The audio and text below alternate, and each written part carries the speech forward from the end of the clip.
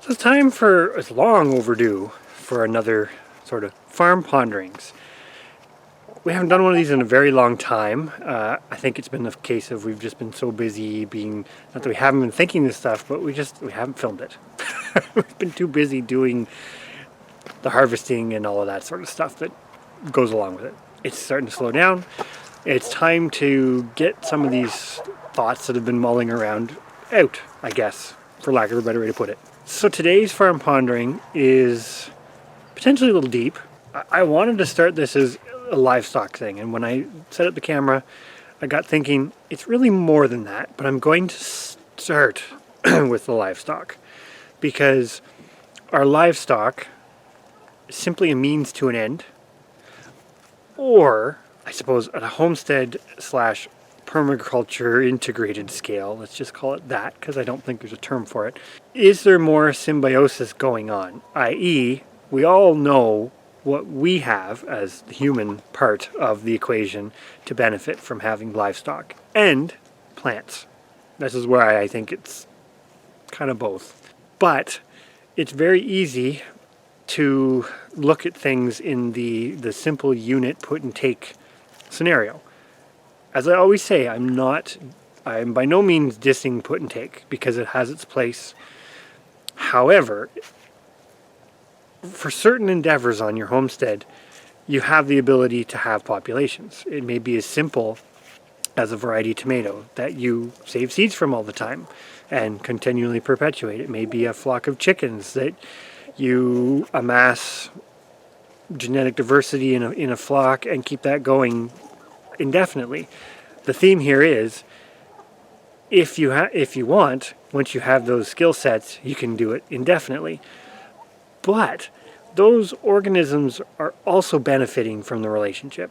It's not as simple as the chicken just lives its life to produce meat, or the corn plant just lives its life to produce you corn on the cob. There's more going on there because it becomes a give and take relationship between us as the homesteader and the organism that we're growing. We do selection. We raise and decide what to raise and what works for us, but all of those actions also benefit the animals or the plants. The best example for this is probably that term of rare or heritage type organisms, livestock, plants, etc. A lot of those things only exist because a very small number of people, in many cases, saw the value in continuing to raise it and had enough of a setup, both infrastructure and animals, genetics, as you will, to kind of keep it going to the point where it didn't disappear, it didn't go extinct, because there's sometimes more to it than just the monetary return, I suppose. i.e., is it all about pounds of chicken produced, or are there other merits that are maybe harder to measure? That's the bigger thought, because having been doing this for a long time and having potentially started in a little different way than some, where I was kind of looking at some of that stuff of how do I keep it going. I mean, when I started gardening, some of the first things were, all right, I want to garden with this type of vegetable. Well, how do I keep it going? How do I not have to buy seeds all the time? That's a purely economic benefit. However, that translates into long-term benefits for whatever it is you're growing. That can go even further, where the symbiotic relationship could mean that you are passing some of these organisms, I'm going to call it that because it's simpler, some of these organisms onto other people, i.e. you're selling breeding stock of chickens or swapping seeds and this sort of thing. That organism now goes from simply being isolated on your farm, because in some cases some of these things are that rare, to it spreads itself and does exactly what a wild animal or plant would do. Propagates itself, spreads itself, persists in the environment, and potentially finds new areas to gain a foothold. Some really deep food for thought, but the next time you're, I don't know, contemplating how to raise chickens or this, that, and whatever, it's something to think about, because I'm not going to go into it on this pondering, but there are there are other factors when you start looking at things through that more or less permaculture-y lens of longer term stability and sustainability that come into play when you start looking at your livestock and vegetables as sort of symbiotic partners, if you will, in your own success versus simply a measure of weight of how much you brought in to feed yourself. Because from a long-term sustainability perspective, there's a whole slew of skills that you need to get to that level, and it ends up being pretty important. There's lots of examples where the symbiosis goes well beyond just our benefit. When you start adding layers of plant species and animal species, oftentimes they begin to complement each other in various ways, i.e., our discussion on our American buff geese and our Icelandic sheep. They're both grazers, so in one sense they compete.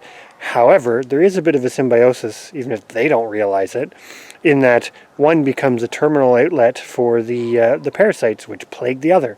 So if one follows behind the other one, you're getting that extra balance. And of course, the larger grazer maintains the grazing area in a state that the smaller grazer actually prefers. Geese prefer the younger, more fresh shoots, whereas a sheep still prefers fresher shoots than a cow, but will eat the larger, more robust vegetation.